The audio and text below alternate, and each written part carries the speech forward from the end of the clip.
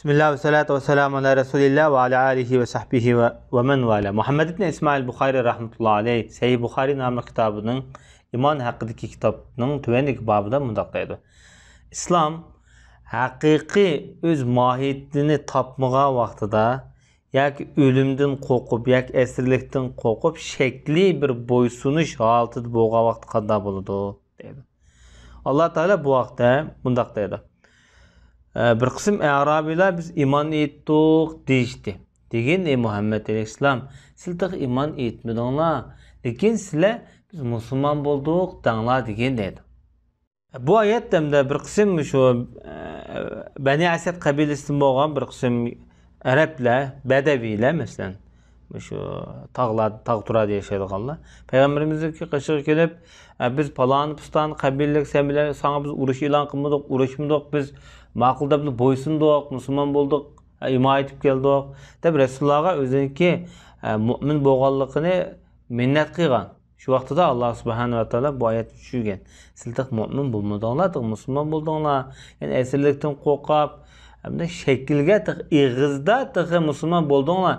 Haqiqiy amaliyotda imonning ta'mini tetib, qalbingizda imonning huzuri o'rnig'ini yo'q deb shu mazmun asos qilgan. Hamda İmam Bukhari agar iman haqiqiy ma'nosini topgan vaqtida u tövendeki ayetninki mezmunu boyunca boladı. Din Allah'ın huzurunda İslam'dır deb. Hamda bu yerda başta İslamni imandan töven ma'noda bildirdi. Bu yerda İslam deb İmam Bukhari rahmetullah aleyh haqiqiy iman degan İslam'dır dedi. Bu qanday gap degan vaqtida İslam ve iman kelimesi yalğız yakki kelgan vaqtida ikkisi bir ma'noni ifodalaydi. Ayrılmaz bir gavda. Agar İslam ve iman ikisi teng mazmunda kelgan vaqtida İslamning ma'nosi ayrimroq, imonning ma'nosi ayrimroq. Ya'ni İslam darajasi eng to'van holatdagi daraja. Shundaqla kim İslamdan boshqa bir dinni orzu qilib izlaydi ekan, İslam dinidan boshqa din u odamdan qabul qilinmaydi degan oyatni keldi.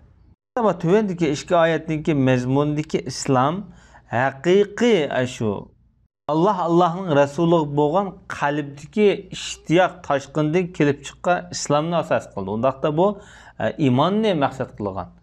Bu yerdagi din, islom, iman undaqda uchi bu qalbdagi toshqin ishtiyoqdan kelib chiqqan vaqtida bu islom bu vaqtda hem din, hem islom, hem iman nomi bilan ishlatildi. İmam Bukhari rahmetullahi aleyh bu 27. hadisde yukarıdaki ayetlerini tefsirleydiğen bu hadisini keltirip mundaqdaydı. Bizge Ebul Yaman hadis sözlep bergen idi deb. Ebul Yaman'ınki tercümalı başta öttü.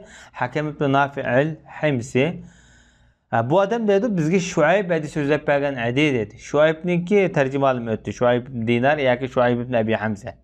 Bu adam Zuhri'din. Zuhri Muhammed ibn Müslim ibn Şehab Zuhri. Zuhri dedi bana Amir ibn Sa'd ibn Abi Waqqas haber bergen dedi. Amir bolsa Sa'd ibn Abi Waqqas'ınki oğlu. Sa'd ibn Abi Waqqas meşhur sahabe. Peygamber sallallahu aleyhi ve sellem'in cennetle bişaret bilgen sahabede. Irak'ta, Pars, Persiya xandallığının ağdırışta köp kuş qatqan kişiniki oğlu boldu. Cennetle bişaret bilgen bir sahabe adı Sa'd ibn Abi Waqqas. Yani bu Amir bolsa oğlu bulup şu en davirdeki tabi'in hadis rivayet kılgan muhaddisler katardaki kişi. Bu kişi 96. yılları tahminen şu Medine'de ölüp ketken, Medine'de yaşayan. Bu kişi özünki dazısıdan ve ondan başka Ayşe, Ebu Hureyre, Cabir Abdullah Katarlık nurgun köplügen sahabelardan hadis rivayet kılgan. Yani bu adamın şagirdleri nayeti köp. İmam Zuhri'ye okşaş, ondan başka Ata ibn Yasar deyimiz. Nəhayət məşhur tabi'illah. Hem de ulemalar bu adamın qanday bahalarını degan vaqtida İmam Zahibi rahmetullahi aleyh özü Medinelik işencilik imam degan bo'lsa İbn Sa'd rahmetullahi aleyh ko'p hadis rivayet qilgan işencilik adam degan. Undaqda bu adamniki hadis qabul qilingan darajadagi mukammal odamda. Bu adam ham Amir Sa'ddan rivayet qilyapti. Sa'd kim o deganda dadisi Sa'd. Sa'd bilan bir vaqtdagi tarjimalar ozroq to'xtalib o'taylik. Bu adam Hijriyaniki 55. yıllara ölüp ketken, cennetle bişaret bilgen 10 sahabınınki birisi. Hem tunca Müslüman boğan sahablar Katar'da. Ondan sonra bu adamınki şu bir ortiqchiligi islom tarixida tunji jihodiy o'qni atgan, birinchi o'qni atgan odam bu Alloh yo'lida. Hatto payg'ambar sollallohu alayhi vasallam bu odamga men otanım sana fido bo'lsin degan. Boshqa sahobalar Rasululloh deydigan gapni Rasululloh bu odamga degan. Demak, Rasulullahninki qishida, qalbida bir o'rni var bir sahoba. Hem payg'ambarimizniki ona taraf tog'lari qatorida sanalgan odam. Undan boshqa Ömür ibn Hattob roziyallohu anhu'niki zamonida Ömür ibn Hattob o'lib ketgan vaqtida 6 nomzodni bekitgan. 6 nomzodninki biri bu odam uning ustiga. Payg'ambar sollallohu alayhi vasallamning zamonida asosan Rasululloh bilan bo'lgan shu siyosiy urushlarning hammasiga qatnashgan Bedir, Uhud, Xandak degandek. Undan boshqa dağınlıq bir o'qiyachi bo'lib, hozir o'sha damdagi o'qiyasi Madinadagi bir muzeyda bor. Ömür ibn Hattobniki davrida shu Persiya, bular Qadisiya urushiniki bosh qo'mondoni. Shu urushda cho'ng tuhfa ko'rsatgan Allohniki fazli. Bu odam shu 50-nechinchi yillari shu Madinada o'lib ketgan, qabrisi shu Baqiyda, lekin uyisi shu Madinaning sirtida aqilgan yerda. Bu odamniki qabrisi Guangzhouda Sa'd ibn Abi Waqqasning qabrisi bir qabr va yolg'on qabr bu. Sa'd ibn Abi Waqqas Madinada o'lib ketgan, To'g'riliq mushunchalik so'zlasak yetar bu yerda. Bu kishi dedi hamda payg'ambar alayhisolatu vassalam bir guruh kishilarga bir mol-mulk berdi-da hamda. Bergan vaqtida Sa'd o'tiribdi. Bu ko'rsatyapti-da bu avvalgi vaqtida. Payg'ambar sallallohu alayhi vasallam bir odamga bermadi dedi. U odamni bu Sa'd deydi, men shunday bir xil meni jalb qiladigan, yaqimliq bir yaxshi odam dedi. Sa'd roziyallohu anhuning nazarida hamda taqvo, e'tiqodli odam deb qaraganda u kishini. Shuni bilan dedim men, ya Rasululloh, faloniga nim bo'ldi, sizlar o'tib ketdilar deganda gapni qilibdi. Azbiroy Xudo men uni haqiqiy mu'min deb o'ylayman dedi. Degandiki payg'ambarimiz musulmon da dedi. Ya'ni musulmon deb o'ylayman da demakchi. Shunda biroz jim turdim dedi. Onda shuningla u odamni men nayt yaxshi bilatdim dedi. Yani men o'zimni tutulanmay, yani burungi gap dedim. Ya Rasululloh nima shunga bermaylar degan so'zimda, men uni mu'min deb qarayman degan.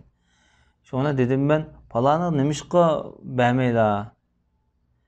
Ben onu mu'min deb qarayman desem, payg'ambarimiz yana meni mu'min degan so'zimni to'g'rilab, musulmon deb o'zgartib qo'ydi-da.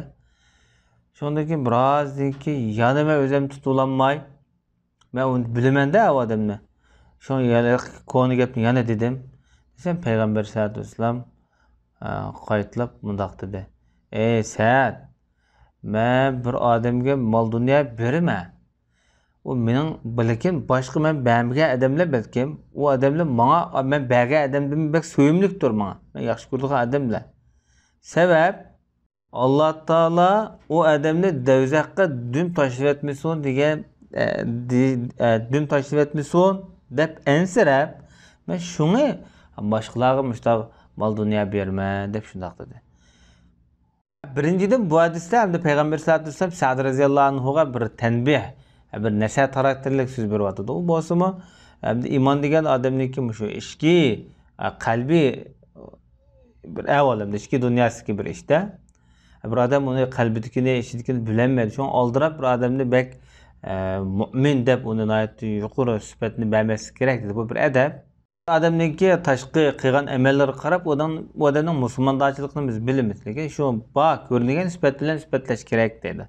Naq yani her adamın öz joyida ko'ringan sifat bo'yicha sifatlash kerak dedi. Bu bir nasihat hamda.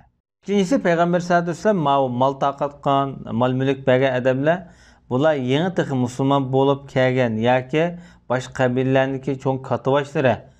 Bular hamda Rasulullohning ko'z tutayotgan odamlarda hamda payg'ambarimiz ularning qalbini dinga moyil qilish uchun, ularning qalbini utish uchun g'animatlardan bularga taqib bo'lib bergan.